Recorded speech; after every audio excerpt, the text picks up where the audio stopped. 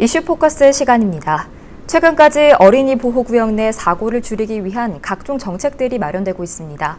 부산시도 노면의 색을 새롭게 바꾸는 등 다양한 노력을 이어오고 있는데요. 오늘은 부산시의회 김태훈 행정문화위원장과 함께 이야기 나눠보겠습니다. 네, 반갑습니다. 반갑습니다. 네, 안녕하세요. 얼마 전에 연제구 거제초등학교 앞 이 노면이 붉은색에서 파란색으로 이렇게 바뀌게 됐습니다. 기존의 붉은색의 노면과는 차별화된 모습인데요. 이렇게 파란색으로 바뀌게 된 이유가 있을까요? 예, 얼마 전에 이제 거제초등학교 어린이 보호구역 내에 이제 교통 및 도로 시설물 개선을 통해서 어린이 교통사고를 예방하는 정책 사업들이 거의 마무리가 되었습니다. 네. 이제 총 사업비 한 8,800만 원을 이제 부산시 예산을 확보를 해서 시행이 되는 사업인데요. 이번 어린이 보호구역 개선 사업에서 좀 특이한 점이 있죠. 바로 바닥재 포장이 우리가 일반적으로 봤던 그런 붉은색이 아니라 파란색으로 도색이 되었다는 점인데요. 이 바닥재를 가만히 보면은 우리가 통상 자전거 도로라든지 아니면 노인보호구역이라든지 등의 다른 포장재 색깔과 다른 점이 전혀 없었거든요. 그렇죠. 어린이 보호구역 자체가. 네. 그러다 보니까 이런 친숙한 색에 대해서 운전자가 제대로 인지를 못한다는 점, 그리고 어린이 보호구역만의 특수한 영역에서의 차별점이 없어서 이 감속에 대한 어떤 심리적 압박감이 상당히 떨어진다는 그런 부분들이 있었습니다. 네.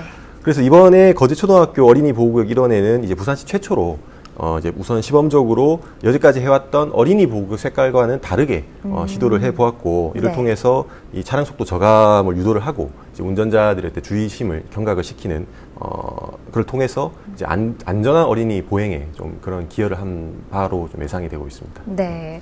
또 지난해 6월부터 부산시가 또 어린이 보호구역 902곳의 안전시설물에 대한 일제 점검을 실시했습니다. 그간 어떤 점들이 또 개선이 됐는지 간략하게 말씀해 주시죠. 총 아까 어린이 보호구역 총 902개소를 대상으로 점검을 실시를 했는데요. 네. 이 점검 결과 총 1,714건의 개선 필요성에 대한 결과가 나왔습니다. 네.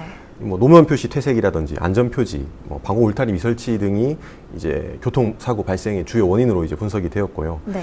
그 중에서 가장 건수가 많은 것은 교통안전물 시설 개선이 총 1,636건으로 해당이 됩니다. 연제구 같은 경우에는 총 98건의 점검 결과가 나왔습니다. 네. 앞으로 교통안전시설 개선과 함께 시인성을 확보를 위해서 앞서 말씀드린 이 거제초등학교처럼 어린이 보호구역 내에 디자인 요소를 좀 가미를 한 그런 정책 개선 방향도 포함이 되어 있고요. 이 점검 결과에 대한 개선 사업에 좀 필요한 총 예산은 약 10억 원 정도로 예상이 되고 있습니다. 네. 2022년도 내년도 부산시 예산에 반영이 된다면 내년부터는 좀 더 나은 어린이 환경이 좀 개선이 될 것으로 기대를 하고 있습니다. 네. 하지만 또 한편으로는 이렇게 어린이 보호구역 주변의 주차장들이 하나둘씩 폐지되면서 운전자들의 불편 민원도 또 계속해서 발생하고 있는 것 같습니다. 이 동래구에서도 지난 8월 어린이 보호구역 내 노상 주차장을 폐지하고 나섰는데요. 그만큼 또 주차난 개선을 위한 정책도 필요할 것 같습니다. 네, 맞습니다. 사실 현재 행정안전부에서는 전국의 어린이 보호구역 내에 불법 노상 주차장을 2년 내에 모두 없앨 계획으로 잡고는 있습니다. 아무래도 어린이 보행 안전을 확보하기 위한 어떤 정부의 노력이라든지 지자체의 노력도 있다고 보여지는데요. 중요한 것은 생활 불편을 이유로 어린이 안전을 위한 법정 의무가 지켜지지 않는다는 것은 그저 바라만 볼 수는 없는 상황입니다. 그럼에도 주차장이 폐지되는 지역 주민들 사이에서는 강한 불만이 있을 수밖에 없는 것 또한 간과해서는 안 될 부분인데요. 맞습니다. 구체적으로 어떤 대책이 없이 시행이 된다는 점에서는 저 또한 좀 부인하기는 좀 어려운 상황이고, 다만 앞으로는 보완 대책이 좀 꾸준하게 논의가 되어야 된다고 생각이 됩니다. 예를 들어서 현재 부산시와 각 기초단체에서는 이 주차장 부지의 부족, 그리고 부지 매입비 등에 대해서는 막대한 예산이 소요될 것으로 예상이 돼서 이 공영 주차장을 조성하는 데 좀 한계가 어느 정도 있습니다. 네. 이걸 좀 보완을 해야 되는데, 예를 들어서 저비용 주차 공간을 조성을 하는 것이 좀 필요하다고 생각이 되고요. 이것은 지역 학교나 종교 시설 등의 부설 주차장을 인근 주민들에게 좀 개방을 하면 어떤 보조금이나 개설 비용들을 지자체에서 지원을 해주는 그런 사업들입니다. 이뿐만이 아니라 야간 도로변에 이런 주차 허용 지역을 확대하는 방안 등을 포함을 해서 주민들을 위한 이 실질적인 대책들을 좀 고민을 해야 될 지점이라고 생각이 됩니다. 네, 맞습니다. 또 서울이나 포천 등 타 지역을 또 보면요, 이 태양광 LED 표지판을 설치하는 등 야간 보행 안전에도 힘을 또 쏟고 있는 것으로 보이는데요. 부산시는 이런 계획이 있을까요? 예, 현재 부산시도 그 태양광 발광형 교통 안전 표지판이라고 해서 1차적으로 238개를 설치를 했습니다. 네. 추가적인 254개는 계속해서 설치 중에 있고요. 저도 운전을 하다가 이 설치하고 있는 현장을 보기도 했고, 네. 설치 완료 후에 야간에 이제 시인성이 상당히 뛰어나는 것도 이제 인지를 했습니다. 네.